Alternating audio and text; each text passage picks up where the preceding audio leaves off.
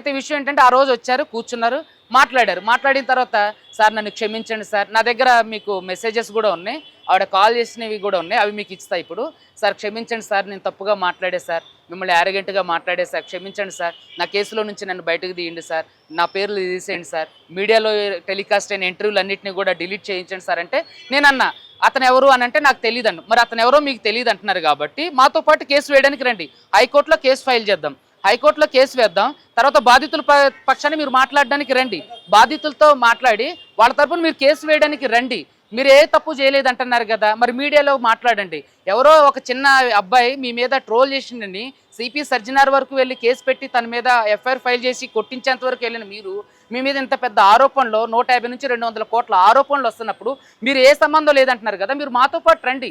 మాతో పాటు వస్తే మేము మిమ్మల్ని ఇక మీ మీద కేసు ఫైల్ చేయాలి, మీరు కూడా మాతో పాటు రండి, వాడి మీద కేసు వేయండి. మీ పేరు చెప్పి ఇన్ని డబ్బులు వసూలు చేసినప్పుడు మీరు కేసు ఏంటంటే నేను కేసు వేయలేను సార్, నేను కేసులు చుట్టూరు తిరగను సార్, అదే పోనీ మీరు మాకు సపోర్ట్ చేయండి అంటే నేను సపోర్ట్ చేయలేను సార్ అని. అలాంటప్పుడు మేము కూడా మీకు ఏ సపోర్ట్ చేయలేమండి, ఖచ్చితంగా మీరు ఉన్నారు. డైరెక్టర్ మంగ్లీ ఎవరైతే ప్రధాన నిందితుడు దీంట్లో 150 నుంచి 200 స్కామ్ చేసినటువంటి ప్రధాన నిందితుడు ఎవడైతే ఉండో రమావత్ మధు, ఆ మధుకి మంగ్లీ వాళ్ళ చెల్లిని ఇవ్వడానికి నిశ్చితార్థం కూడా ప్లాన్ చేసుకున్నారు. సో అదేవిధంగా మంగ్లీ ఇప్పుడు శివ ఎవరైతే ఉండో మంగ్లీ తమ్ముడు, తను ఈ ప్రధాన నిందితుడు రమావత్ మధుతో కలిసి వాళ్ళ బిజినెస్లతో పాటు చూసుకున్నారు. చాలామంది బాధితుల నుంచి డైరెక్ట్గా డబ్బులు స్వీకరించారు. ఇవన్నీ నేను మంగ్లీ గారిని అడిగినప్పుడు ఆడెవడో మాకు సంబంధం లేదు, ఎవడో వచ్చి సెల్ఫీ అడిగితే ఇస్తాం, ఎవడో వచ్చే ప్రోగ్రామ్కి ఇన్వైట్ చేస్తే మేము వెళ్తాం, అంతే తప్ప ఆడెవడో మాకు తెలియదు. కానీ ఈ శివ ఎవరైతే మంగ్లీ తమ్ముడు శివ ఎవరైతే ఉన్నారో అతను ఇతనితో డైరెక్ట్గా ఉన్న ఫోటోలు వీడియోలు కూడా నేను మీడియాకి అంతకుముందు ఇచ్చడం జరిగింది. సో ఇవన్నీ జరిగిన తర్వాత నన్ను అక్కడ పిలిచిన తర్వాత